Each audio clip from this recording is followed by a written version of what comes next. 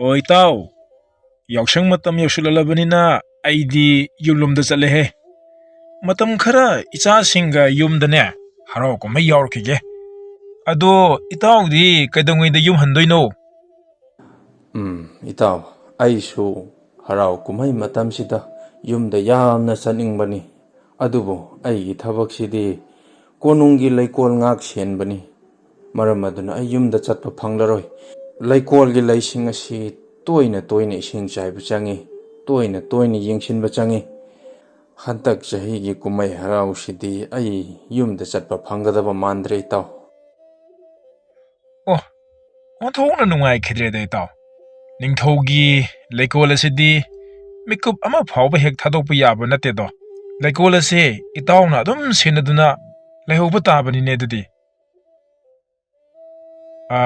Phare itaw dudi aidi yumda amta chalukhige he. Hoi, phare itaw, ai sum leija haurage.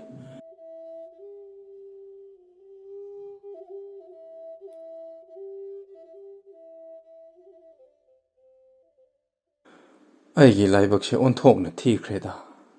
Aishu chahi kumja sigi yausang kumaido yauningkreda ko.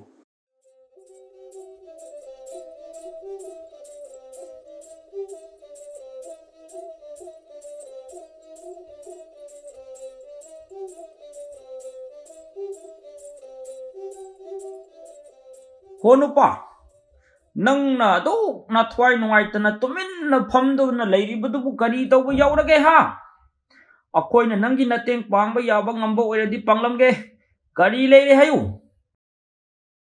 Itaw sa, aishu harau kumai matam lakpasida yumda yamna chatningbani. Adubu aigi thabak leikola sibu senaba si thadoktuna chatpa yadabanina. Ai chatpa phanglaroi yumda leihoriba nupi angang ichasing ato yamna uningbani. Madugi oiradi nang waru nunupa. Akoi ahum nangi na teng pangge. Nang yumda chatlaga nacha singa harau kumhaido yauro. Akoi nangi na hut chinduna. Ningthaugi leikola si sena biramge. Ha, onthokna nungaijareda. Itaw khoi, aina chathokringaida konungi leikol ase ising phajana chaibiramu kaubiganu ko.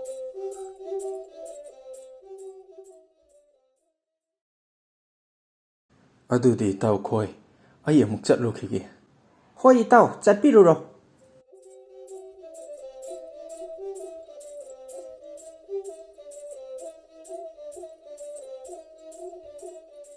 Nupa si mayumda chatkhabanina magi thabak asi aikoina oina senahauba taredana.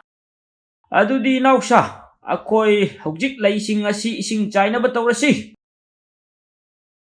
Ado yamba leising asi chawwa ma tamanade khara mana pisapi khara mana yamna chawi kamdawna ising chaidoino. Hera ado klaibadubo. Asauba leising asina ising do he na chaigedabani. Aduga lei masana ising khara khajik chaigedabani. Madu yaroi yamba. Lei asi mara khara hena sangbasu leibani. Adagi mara khara hena tenbasu leibani. Ado aigi wakaldadi mara khara hena sangbaduda ising khara hena chaibam thoi. Summine nangna hairido.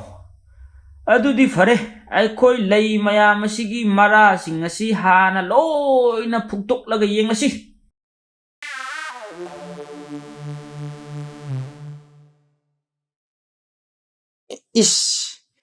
Masidi amuk leibakta thajanbasu yararoi yamba. Kangduna loina sire.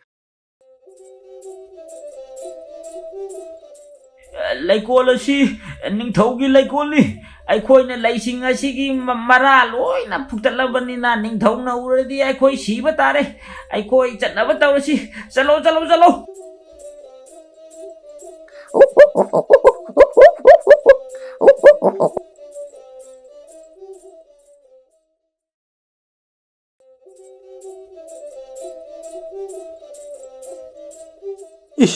Karino tawramlibasidi.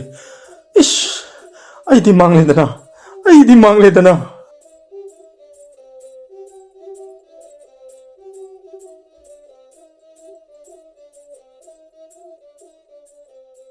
ꯏꯁ, ꯏꯇꯥꯎ, ꯂꯩꯀꯣꯜꯁꯤꯗꯤ ꯀꯔꯤꯅꯣ ꯇꯧꯔꯤꯁꯤꯗꯤ? ꯍꯥꯏ, ꯂꯩ ꯃꯈꯩ ꯂꯣꯏꯅ ꯐꯨꯛꯇꯣꯛꯂꯕ ꯃꯥꯜꯂꯤꯅꯦꯍꯦ꯫